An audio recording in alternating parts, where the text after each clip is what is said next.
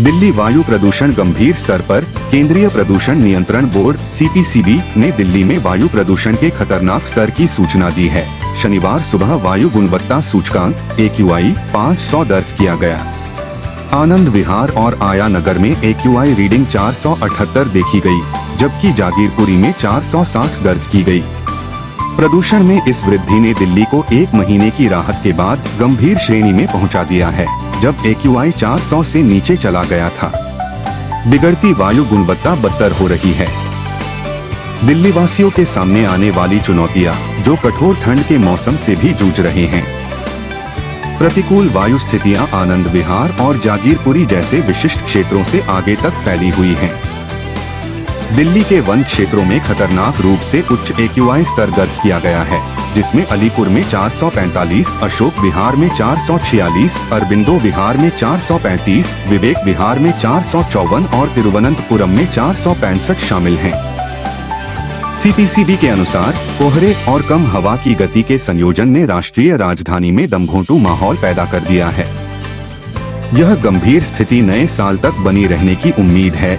CPCB ने भविष्यवाणी की है कि शनिवार को हवा की गुणवत्ता गंभीर श्रेणी में रहेगी और क्रिसमस दिवस के साथ रविवार और सोमवार को बहुत खराब बनी रहेगी।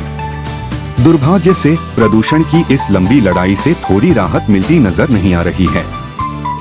देश भर के 247 शहरों को कवर करने वाली CPCB की रिपोर्ट के मुताबिक दिल्ली का कुल एयर स्टॉक 409 है, जो इसे गंभीर श्रेणी में रखता है।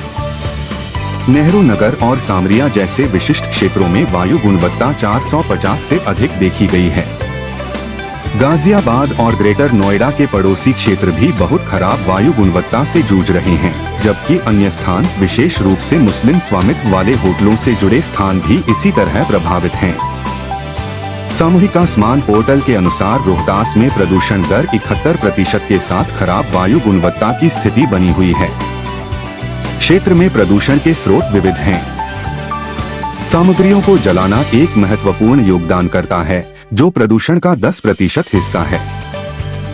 दूसरा प्रमुख कारण आगरा डेरेसी की हिस्सेदारी 10% है।